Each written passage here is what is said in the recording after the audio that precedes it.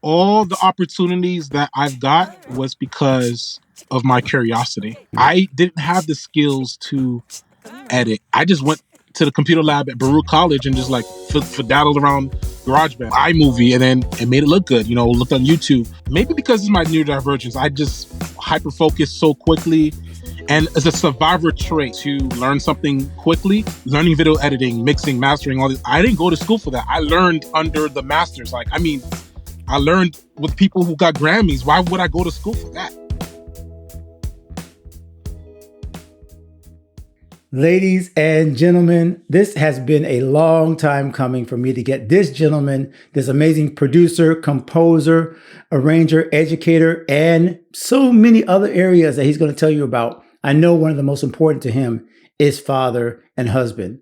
So you guys, let's welcome Phinees Robert to the God and Gig Show. How are you doing, my friend? Hey, doing really well. I'm glad to be here. Finally, to be in your show. Finally.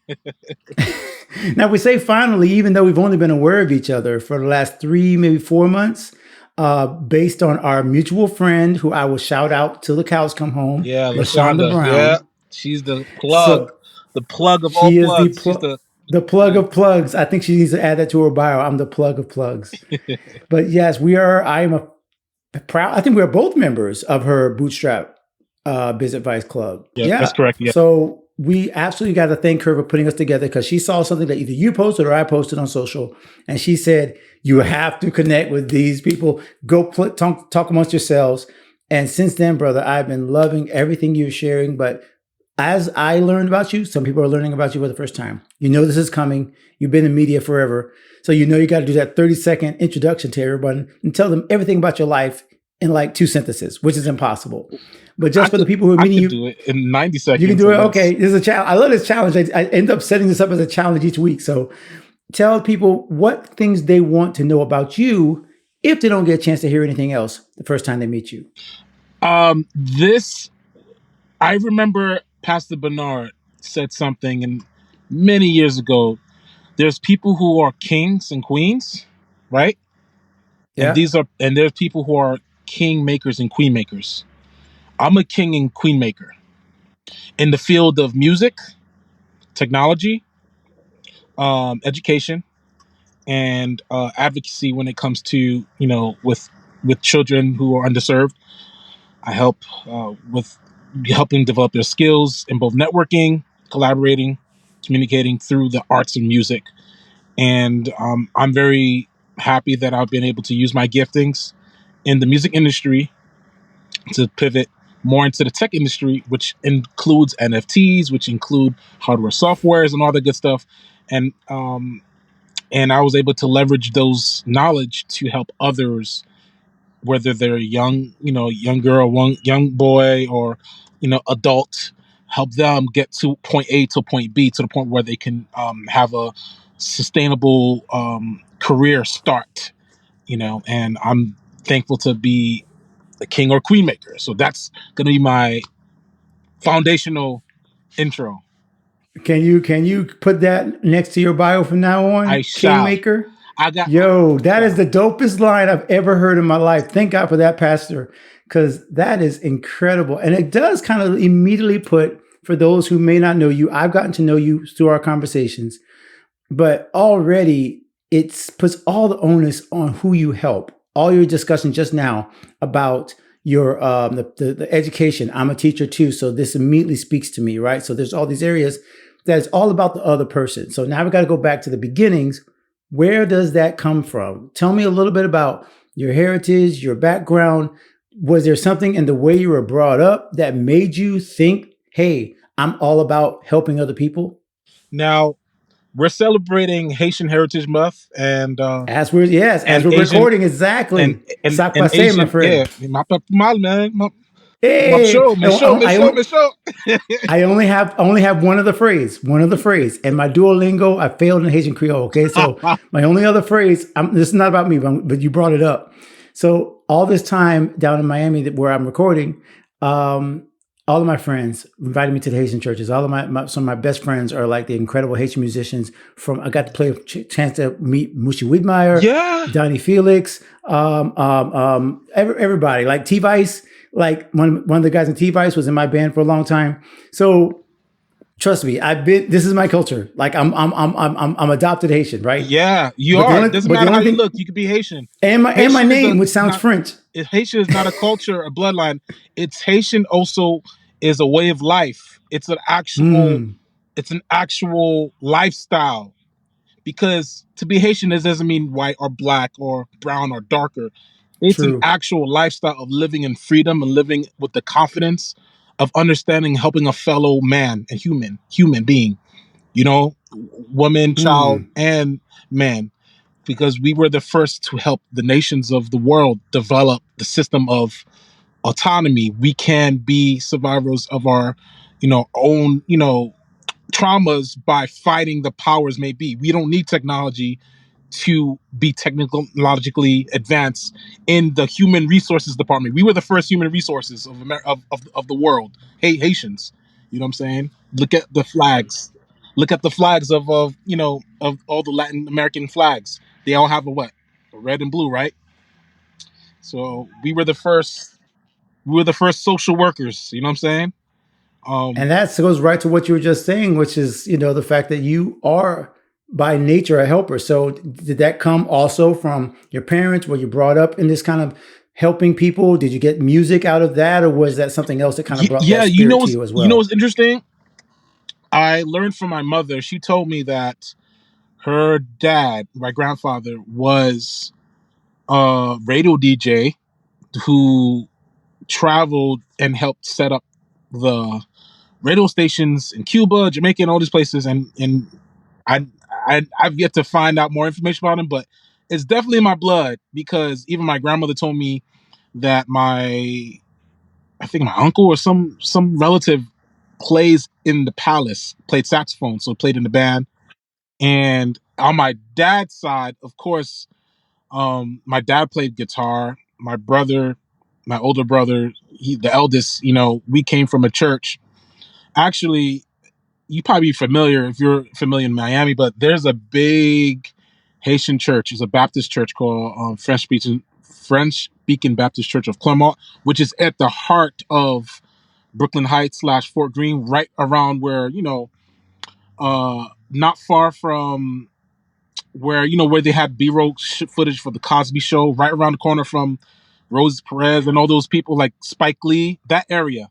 So that was the biggest Haitian megachurch there. So we came from that church, and the trajectory of that church, I could tell in the future in the league of medical and law, music, entertainment, business, having to be around these great people who are, servants of God, but then at the same time, in their industry, they be deacon and then they'll own a car shop or they'll play for a band, they're Wow. the maestro, then, they're a teacher, it's like, it's not like it was to be said. My mother, of course, I maybe made her a little disappointed by not being a pastor or not being a lawyer or not being a nurse. But you know what though? There were some hard times that fell upon us on 2007 and 8. Remember those days? Oh yeah. Okay, during that time, just to fast forward, after I went, from college, I came home. I was gigging and I was making a substantial amount of money to help to contribute because I lived with my mom and my brother at the time. So it just made me realize the sense of pride that I knew outside of what was asked for me to do because my mother was a missionary. She went to Haiti to, give back, and she was a nurse. That was always part of our life to give back, do clothing drives, and it's just part of our lifestyle. It's not something was asked for me to do. It was just something that my mother did. My dad, even before there was an Airbnb, he owned some property, and Haitians that came over, even some other people, Trinidadians. I remember having Trinidadians that lived with us. He would be that connect. If you moved into New York, he got an apartment available. So I saw those examples through my family, through my mother and my dad. Unfortunately, they weren't together. My dad was not a believer. He had other lifestyles, but I saw the examples through my brothers, my sister, and all the brethren in my community. So I was left with no excuse. Now that's some powerful thoughts right there that you just gave in terms of number one. I'm going back to what you just said about people seeing people who were doing both, who were a teacher and this, and that you didn't see like a line between it.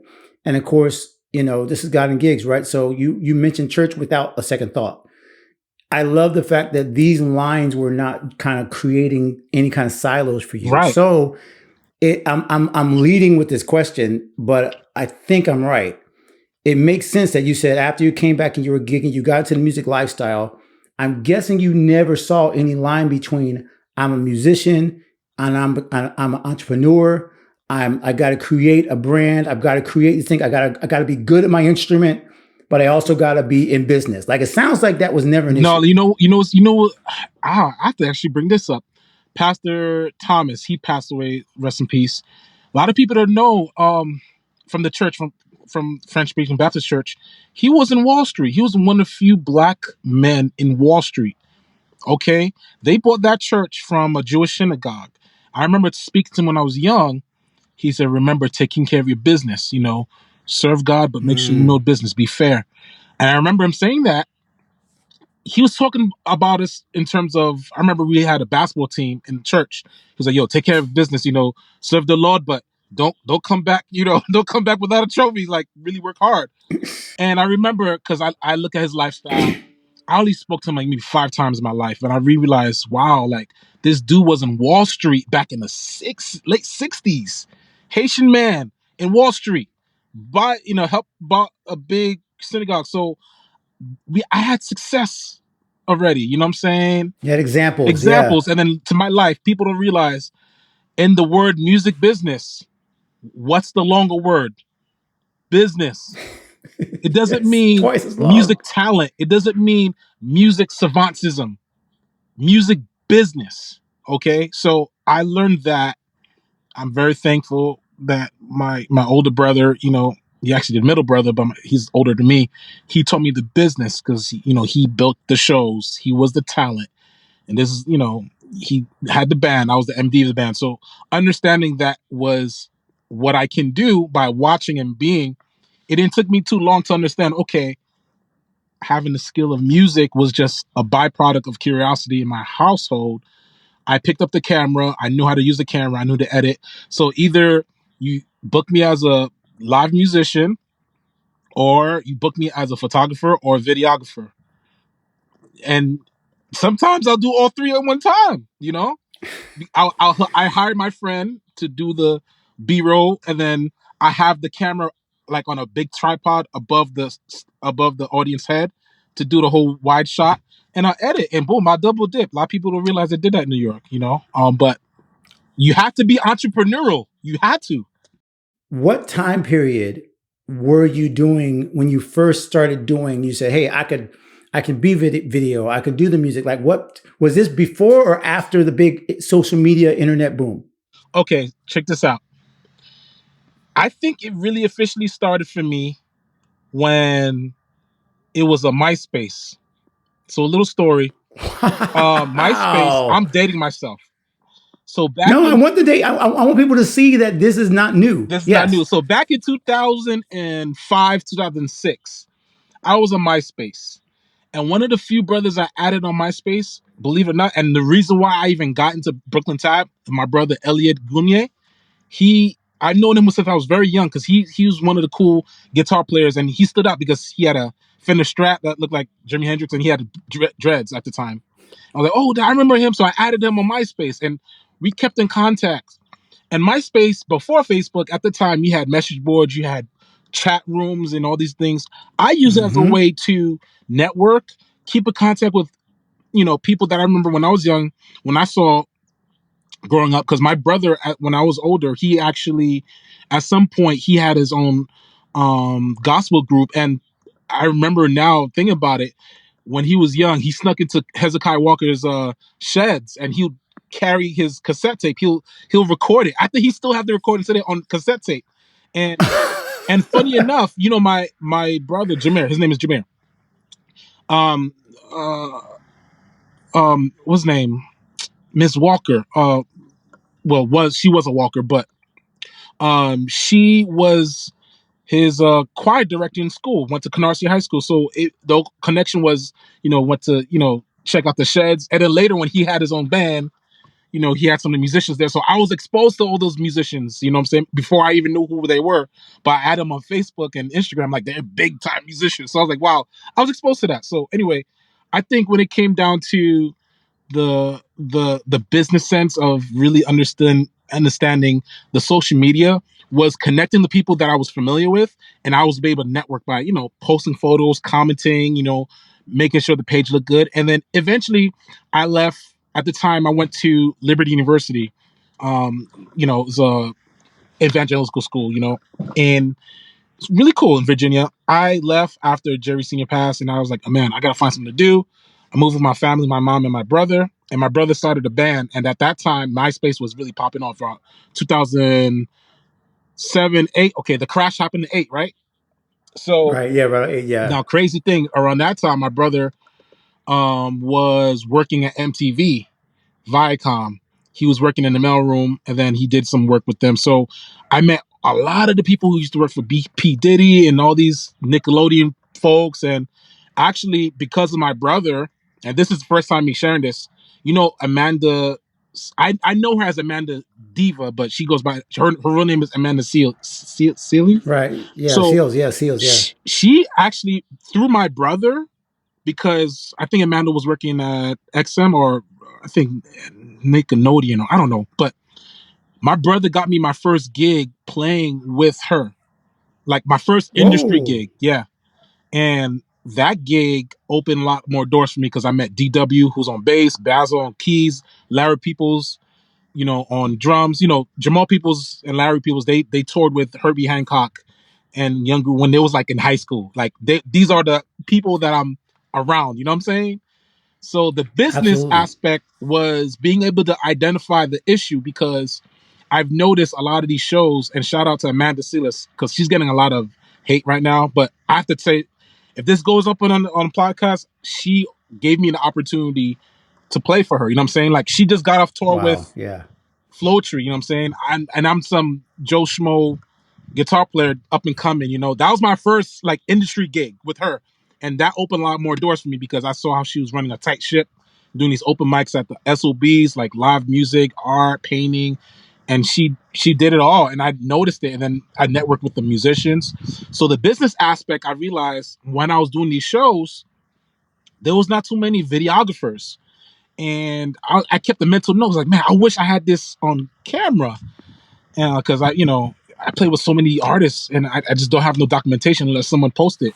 But I found some circulation. So later, to find out later, of course, this financial crisis happened, and I was short on gigs, on studio gigs. So I was like, you know what? Let me do some promo gigs, which is you work as an independent contractor. And I got into marketing and happened to know a little bit about the camera out of curiosity. I just went with it around wherever I go, just in case something happened. Because New York, you find celebrities. So get this, I started working with Metro PCS. Right within the first Okay. month, I was a brand ambassador, and then the second month they realized I had a camera. I was like, "Oh, can you take some photos?"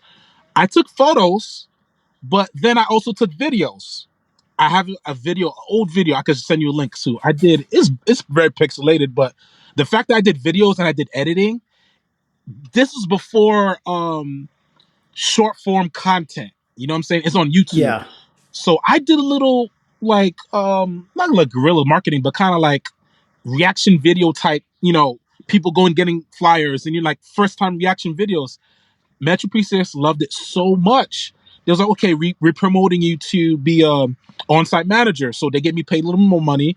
I did the photos, I did the videos, I did the recaps, and then all of a sudden, and this is again 2009, 10, 11, 12, like on that time, I was getting paid just to go to these events. And of course, that opened doors for me to then, like, out of my ignorance, this is before I even knew who, this is how I was very much cultured in the church.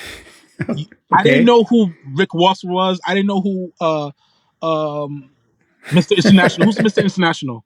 Pitbull. Pitbull. Yeah, okay, so I get a big fat WD hard drive sent to my house second day, and Metro PCS called me and was like, "Hey, we need you to clean up this artist named Fuego, so, this is some Dominican artist, bachata. So I do their editing because they want me to help him get on tour with Metro PCS.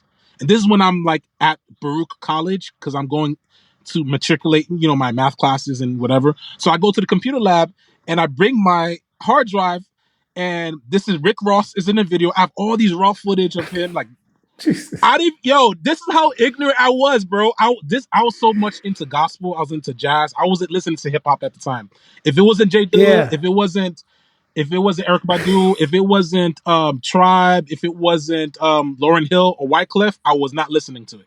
So I get a hard drive with like Pitbull and all these people, and I'm like, I think nothing about it. They paid me, good money. It's on my Vimeo. I'll send you that link. And that opened door for me to understand, wow, I was a marketing specialist. I didn't go for school for it. So again, I'm still gigging at church at Brooklyn Tab, but that didn't make enough money for me to live because obviously it's the financial crisis. I had to gig more. So the trajectory of understanding, okay, I'm a musician or I could do media, press kits and stuff. Metro PCS helped me get the opportunity to work with these major artists doing their electronic press kit to make extra money, not knowing at that time, but knowing now, of course, and then still doing music. So that made me understood, wow, there is money to be made as a musician, not to really play music, but to display and create short stories around other musicians. Yeah. That's kind of opened my door to work with artists, you know, in the studio and like a whole bunch of other situations that came from just of me having a camera and my guitar, you know? Unbelievable. I got to tell you right now. Now, you mentioned Brooklyn Tab out of like just like out of like a couple of times, and then you said that the fact that you were working outside, still making a living in these other ways while working in church. Now, again, that's something that hits a lot of us right home. Yeah, Me personally, I didn't. I just talked about with this with my worship leader. I didn't start doing that till around the same time you're talking about. We're talking about 2010 or so, right? yeah. So God and Gigs really started around 2009, 2010. So tell me a little bit about that experience. You said you were so churchy, but there's a reason why you're able to survive outside the church is Yo, because you learned all the lessons inside the church. So was that Brooklyn Tab experience like that was a huge that's a huge influence on like on gospel and on church in yeah. So, general. so get this. That so how was that influencing Yo, you? so get this. This is all God. Again, shout out to Elliot Gilmier. He's the one who got me the audition to what was it, Jason Webb? He's now one of the big, you know, music Right, directors right. for Mm-hmm. Broadway. But he was the one who auditioned me. I was so nervous, like, okay, I got that. And then that opened so much opportunities on that end because obviously a lot of artists come to visit Brooklyn Tab. I didn't play for the choir a lot. I played for Tuesday nights. I play for actually I play for the choir quite often, but not for the recordings. Just for like when he's on tour, I go play across the street. But I was mainly hired to go help the youth service. And I'm telling you, Okay. a lot of people don't really talk about Brooklyn Tab kids, BT kids. Like they're I killing, remember like BT Kids. We did a couple of things for them back in my old youth choir. I remember them. killing. Yo, this is before Young and Free, Young Life. Like this is before Hillsong. Like yo, I remember it was Brian Clark, David Hunter, Susan Petrie, Amy. It was me. I was playing guitar, and it was Antonio. He was another guitar player. Man, so that opened a lot more doors for me because I saw how like youth ministry was so important because not just the music but the discipleship aspect. Because from 2009 to 2016, I seen these kids literally grow and get married. You know what I'm saying? Like, Right. it makes me emotional because it's a big church, but what people don't realize it's conceptualized around groups and in terms of like ministry groups. So I didn't really feel like it was a big church, but I felt like so interconnected because I worked at Metro PCS. So I remember, oh, this person serving usher team and this person. So I'd see everybody every day, so it wasn't like taboo to say hello or whatever in the train. And oh, this is a kid who accepted Christ, stuff like that. So it was a daily thing to see that I was part of a big ecosystem. But then on top of that, even the members itself, the musicians itself, we were really tight. Outside of music, we'll play basketball or like we'll go bowling or whatever. You know what I'm saying? So the chemistry was there outside of playing at church. So the Yeah. mindset of the business really, it opened my mind a whole lot more when I was more integrated into not the children's ministry, but like when we used to play at the service and how they record the choir. And then shout out to Ray James. I remember, growing up with him, he did mixing a lot for BT Kids. I mean, now he's doing a lot of, Booker Tabs, recording, mixing, mastering, whatever. But like, I remember when he was in college, I used to meet with him and do his projects and understand the recording process and all these things. So it's Okay. like I saw all the behind the scenes while I was kind of like figuring out as like a session guitarist and working with these people, and then on top of that doing spot gigs here and there, whether I was playing guitar or I was like doing media press kits. And then I guess I'm going in a tangent, but even during that time, No, no, you're good. while I was working at Metro PCS, um John Jay, he was from my college, he went to college with me. He moved to New York, he worked at Guitar Center, and then developed a music management company, which then I did also some video editing and shooting. So working with those labels like, Def Jam and Tommy Boy and stuff, like doing press kits and artist development and, things like those little things that now people are not really kind of like outsourcing, they're doing that more themselves, and like being a content creator. Like I feel like I've been doing that, helping other artists for since 2009 and 10. You know what I'm saying? So Wow. that's a really important Yeah. factor. Then applying that into my repertoire, which then we could talk more into that. Having the opportunity to document and share stories. Well, that's exactly where I was going to go. Because of all that incredible lesson that you've had, the history that you've had in the lessons, I was going to immediately go to number one, your transition now to where you are now, because you mentioned Liberty. Now you're in Lynchburg. And that's got to be a big change. And then the second half of that is, where did you apply all these lessons? Like, how are you helping people now to take what you learned? Like, what's your message to creatives now? Because this is 2024 now. You know what I mean? Like, we're dealing with so many new issues, but yet I know a lot of them apply to the things you learned back at Metro PCS at Brooklyn Tab.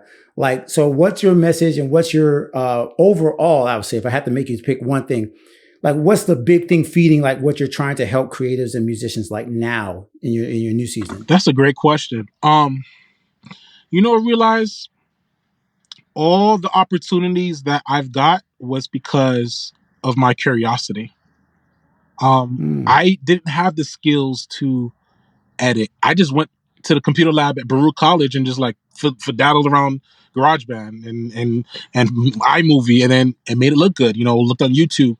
I feel like if you're like me and you know that maybe because it's my neurodivergence, I just hyper focus so quickly, and it's a survivor trait to learn something quickly because it compensates the amount of knowledge that I have, that I've been able to build a repertoire. That I don't have a degree in what I did, but obviously I went on to get, my certificate in IT, but learning video editing, mixing, mastering, all this, I didn't go to school for that. I learned under the masters. Like, I mean, I learned with people who got Grammys. Why would I go to school for that? Like Yeah. while I was, a little quick story, before Puff Daddy closed Daddy House, his studio, there's an engineer by the name of Steve Dickey. Shout out to him. He showed me for the first time how he hybrid connect the SSL board to his digital inbox to record high quality audio, doing that hybrid analog digital thing. He was one of the few engineers I saw do that at the time. And little did he know that even though he was using Pro Tools, I was learning so much because I was a video guy. I was video cameraing I was kind of doing B-roll for an artist I was working with, and he booked out the studios for a while. So he was showing me some tricks that I still use today. I have a good photographic memory because it's a survival trait and Yeah. it's relevant. And I feel like if you are curious and you are just remotely interested, you best to believe that the areas of your interest, of your curiosity, could be the skills that you can master, because either you master it for yourself or you master it to kind of have it in the bag for someone else to use, because those opportunities made me jobless. You know what I'm saying? Now, wait, I want you to fix that real quick because you said, I feel like you said jobless, but I feel like you never need to be without a job. Right. You create the And more opportunity. importantly, but here's the other part I just realized, even as you said it, it also means you work for people, and at the same time, you never have to work for people. It's like you're consistently in a position because of that curiosity that you're always creating your own market, your own new company, your own new lane. And so you're never like in competition for people because there's so much about this music and creative life that everyone's like trying to get to the top. Meanwhile, it seems like you kept making a lane where there wasn't a position, but they gave you a position at Metro because you made it. Like you made it possible for that to be a thing. Yeah. So what people don't realize, again, I can't speak for everybody else because my brain is totally different. I just know if someone asks me, hey, can you do something? Maybe it's the Haitian mentality. Yo, if someone asks me to do something, I'm not just going to do that. I'm going to make sure it's packaged well, that someone who does it after me, they can't compare it to how I do it. Like outdoing in good, I guess. Outdoing in good. Like, someone. No, I mean, that's excellence. When you're striving for excellence, you're never, I think, see, and this is where I have to be careful because I feel like I know your heart in this, right? When you just start to say that, you almost apologized in a sense. What I think you're saying is, and correct me if I'm wrong, that you're not striving for excellence to beat anyone but your own standard. Like, yeah, I'm just replicating what I know. The fact that no one else can do it that way is not because you're trying to show it up. You're just saying, hey, this is the level that I will always aim for. And hopefully more people start to aim for it. Hopefully. Right. But it starts at home, though. It starts at home. Yeah. It starts with grandma.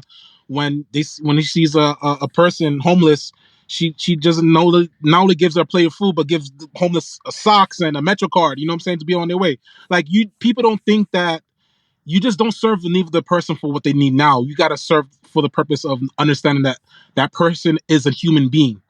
You could there's a difference between fulfilling a need of what your hierarchy of needs, I guess, right.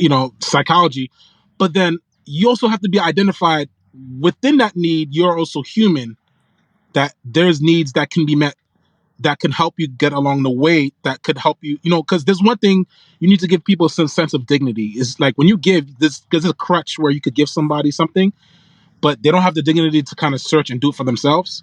So when you're giving something, like, for example, if someone tells me, yo, can you do a video edit and whatever, blah, blah, blah. But then I'm realizing, okay, I'm not just doing a video edit. I'm also helping them make sure that they're at the best light and whatever.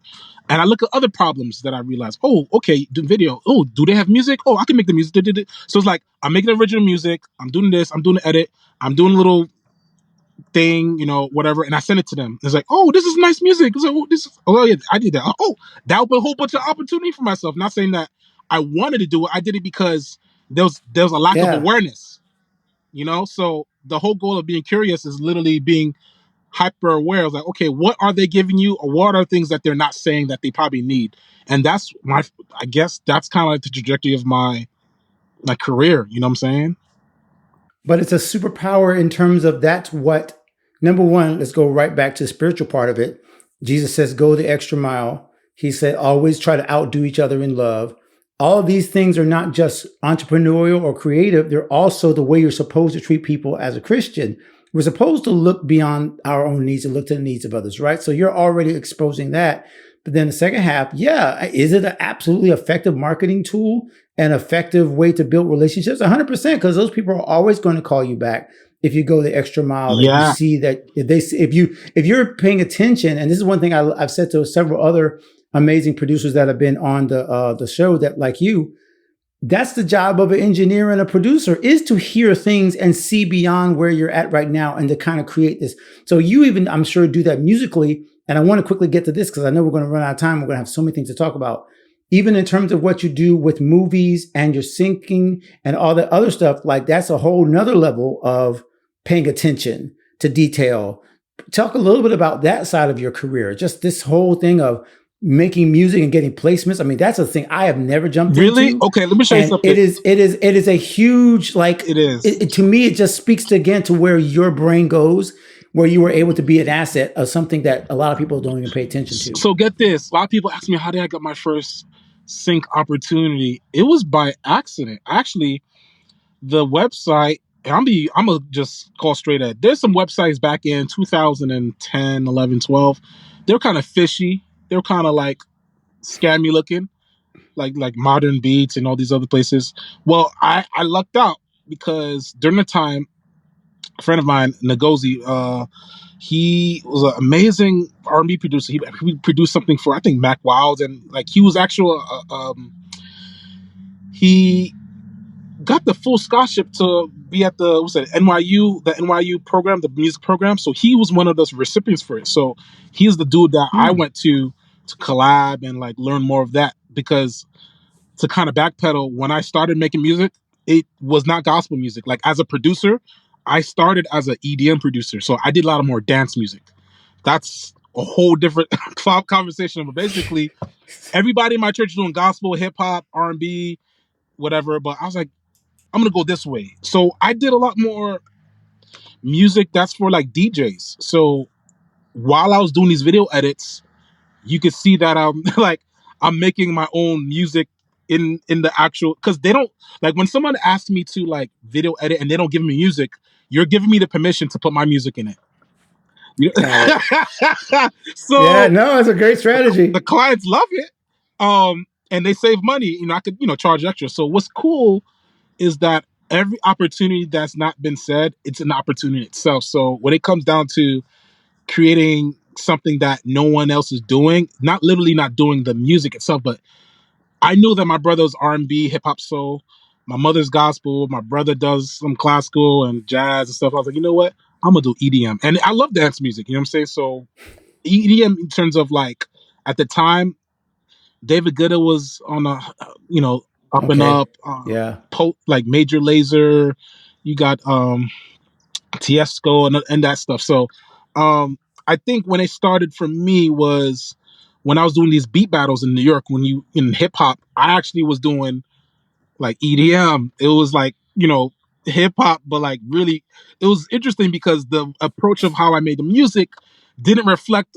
And this is another thing, it didn't reflect on how I would look, because I would be some guy, okay, he probably does hip hop. Like, whoa, the guy just did a dubstep beat. Whoa, you know what I'm saying? So like, you can't really get judged wrongful because they don't understand the genre, but they understand that them drums are smacking. It sounds great. You know what I'm saying? And that opened up a lot of opportunities for me to get placements, and my first placement was with the Kardashian show. At the same time that I got this Adidas placement for Jeremy Scott when he released the Money Wings shoes, whatever, which was amazing. And I still get paid for that Kardashian show because it happened to be Kylie Jenner's Sweet 16 birthday. So that was a whole minute and 30, and so Wow. that opened doors for me. And then again, that was not scoring music. Sync licensing is different than scoring, composing, because when you submit for music to get placed, you have to give the music to the publisher. And that's what happened to me. I won so many of these online beat battles. They was like, here's the publisher from Atlanta, those intro me. And from there, it just went up, you know what I'm saying? And I was very thankful to do that. And then now you said composing, that actually happened through being connected to a nonprofit. A lot of people don't know, obviously, being in New York, there's difficulties getting connected with broadcast publications without representation. So I happened to go through the back door, pause, through, helping this organization who helped kids from the Bronx film, teach them, and develop scripts and all this. So I knew Louis Severo. He's from high school. He was in that program.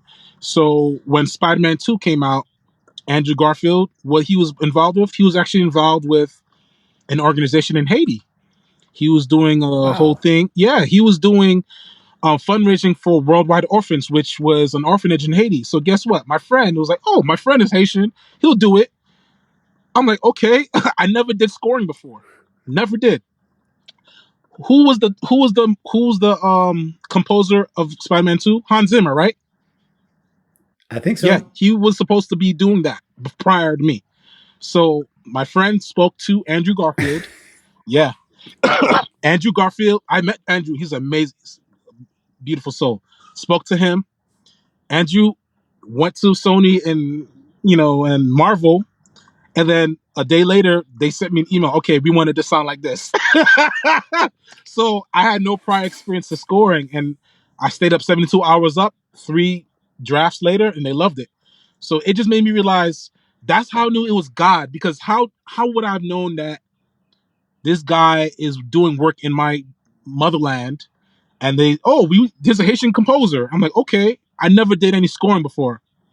They gave me the opportunity, and that's like my first major placement. You know what I'm saying? And it's on a DVD. If you get the Spider-Man 2, the first PSA that's before the Sony emblem, that's what I scored. And that's like impactful because people think that I didn't get paid for that, by the way.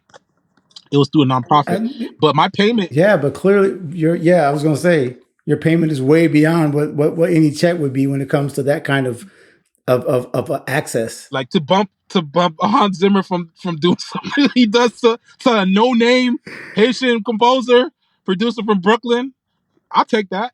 I called Audio Oh my Animals at gosh. the time, and it was crazy when I called them. I didn't have no money. I was like, "Yo," and what's crazy about that? A month later, when they did a press release in the UK, the fact that they did Spider Man, they did Fortnite, they did every big Hollywood trailer because they do mixing and they do a lot of mastering and mixing in Dolby Atmos. Okay.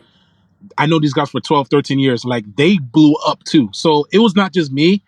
I felt like going back to your point, when you're aligned with something so direct, like God could bless you by your obedience if you just try it. Because some people don't take gigs because it's free. They're like, oh, I ain't paid. If I had said no, if I had said no, would I be in the same position? No, I would not. I was like, okay, I'll give it a try. They said yes, and guess what? From my yes, another company is thriving and is doing well in UK, and other people who I helped represent because again, it was everyone's first time. As a composer, it was for my first time. Your job is to make everyone sound good and look good. So I couldn't imagine all the opportunities to happen to everyone else, but I could just say that your obedience, even in the uncomfort of like saying yes to a free gig, you never know who you would be blessing. You know what I'm saying? So that's kind of like what I learned. Oh, okay. There's too many lessons for this. We gotta start to wrap this up because we gotta take time to absorb all that you just dropped in these last 30 to 40 minutes. But I do want to get to this real quick because you are a family man. All this that you talked about, all the accolades, all the working with amazing names, I know that they all come back to who you are as a man, as a father. And so just quickly talk about just now that you're in, again, like I got the chance to be in Lynchburg, did get a chance to connect with you at the time, but that town just feels like home. It just feels Yeah. like a place. So you've now taken yourself out of the hustle and bustle of Brooklyn, and now you're in the beautiful mountains of Virginia. So talk a little bit about why all this lifestyle, everything you're doing, Yeah. what you want to contribute to your family, because clearly there's a reason why you're doing all this, and it must be Yes. for them. My wife could contest that there's method to my madness, and I love her for that. And she has to get all the credit because and I remind all my people when I go to these gigs and when I do events, and she stay at home. She's with the kids. God Mm, allowed her in the season that we're in to do that. And I'm not rich, I'm not wealthy, but God's wealth is bigger than mine. Let's just say that. yeah. And He's able to provide so much beyond my bank account with the love, the church, the very person that we even got the house from, who's now in Israel. Um, I'm praying for them. Like everyone's obedience is accumulation of the success for someone else. And my obedience to come to Lynchburg happened it was a year before I met my wife. And again, I'm at Brooklyn Time. It's like my ninth, going 10th year. I felt like not burdened or like depressed. I just felt like there's something more. And I kept in contact with my friends down in Virginia, Joanza, and my best man James, and connected with Keith, who's an amazing musician. Also, he's a producer for one of the Magnolia networks. He's an amazing producer, film and musician. I reconnected with one of my friends and just spoke with them, and I was like, you know what? I don't feel like staying in New York. And this is like right at the cusp of like while gentrification is happening heavy. So Mm. I had an exit strategy. I was like, I have to, I have to find a way to leave New York. And it just so happened that my wife, we connected, so she was my sister dorm at school. I've had a little crush on her, but I never went on it because obviously I was too full of myself playing guitar, being a little turtle, and it just so happened that she came up New York. She visited her my wife. She's part Cuban. Her Cuban cousin lives in New York in the city, so we connected, and she's lived in Lynchburg. I was like, man, this don't feel right. So pursued her every month, every single month, clockwork. I would go visit Virginia. I would go down here, and because her birthday's in January and my birthday's in February, I would, So it goes to say that I felt that there was something more, and I knew Lynchburg was on a cusp of diversifying downtown, and everything was in position to even my position right now. My friends that were there, they're now at the bigger position because of what they were able to do, and now they're pulling me in. I'm an artist resident for the Academy downtown. The Academy is kind of like the Jefferson in DC, or like Carnegie Hall, but it's in Lynchburg. So I'm able to represent this art institution and do what I do, what I love, and help the schools and the community. So it's all based off of obedience. I felt like I needed to go. You know what I'm saying? I was 29, 30, and I was like, I just need to change. And all those things that I'm writing online is because it's a combination of obedience, and marriage is one of those obedience too. I didn't want to live a ratchet life. I wasn't really horrible, but I'll just say in my past, I made some bad decisions. Yeah, prior to my wife, I made some bad decisions in terms of my choices of mates. So we all been there, but I feel like God's obedience to like his wanting us to obey the word by understanding, like, even for the things I supposed to do and I don't do, and counting it as sin, as far as like sin meaning being out of the target, being outside Yeah. of the focus. I felt like if I didn't come here, I don't really think that I'll be in the will of God. It sounds weird. It sounds weird saying that. I No, don't think no, I would be in the will of I God if I didn't say, if I stayed in New York. I don't think it was God's will for me to stay. Let's just say it like that. yeah. I had to go. I had to grow. I had to take my debt. I had to take whatever I got. I had to learn how to drive a car. I had to learn how to, live with a woman. Yo, that Take care look. of my wife. That is, Learn my trauma you because want to I'm a talk? dad. You know what I'm saying? All these things to grow. Yes. All these lessons, man. Talk about the lessons of marriage and fatherhood. Forget all the other music stuff, man. Just that is a lifelong journey, as you know. And I want to quickly go to what you just mentioned about obedience, because that's really been like the theme, that obedience and curiosity. Excuse me, make sure I clear this up for clear my throat. Yeah. The obedience and the curiosity of it all. There's my favorite psalm, which is Psalm 25:10, which is, all the paths of the Lord are full of mercy and truth for those who keep his commandments. Yes.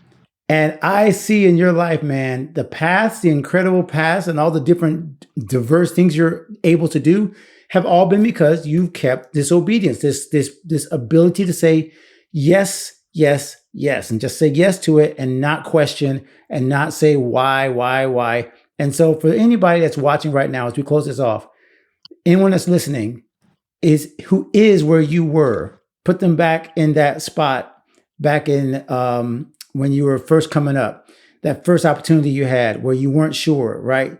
Put them back where you were. What would you tell that one person who's about to make a decision, right? To become a videographer, to try to do this music thing, to move out of, take this big risk. Just help them out. What would you tell yourself at the position that you were at that same pivot point?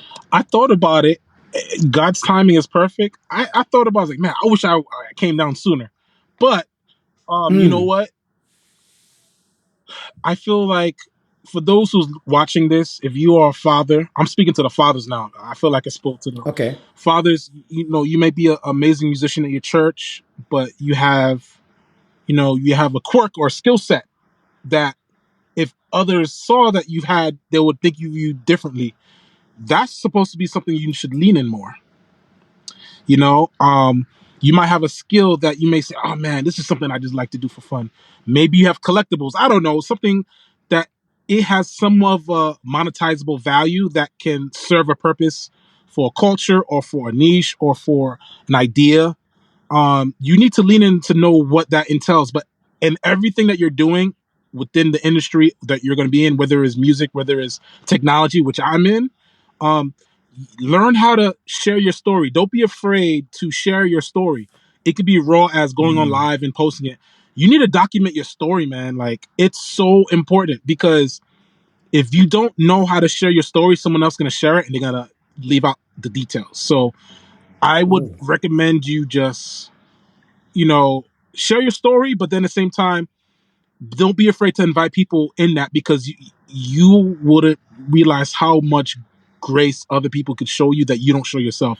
So the biggest competition, to kind of go back to what you're saying, the biggest competition that you're going to have is the level of contentment that you have of yourself. By what I mean is, you are in competition of your contentment of yourself. You know what I'm saying? How content you are, or how, I see where you're going. you know what I'm saying? Like, you're in competition of your intention. You're in competition of your curiosity.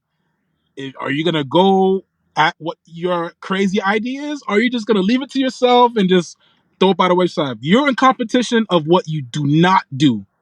You know what I'm saying? And because your future self was gonna be like, wow, I'm thankful I did it and I failed and I know to do better, or like, wow, I'm doing so well at this. So you're in competition of your ideas.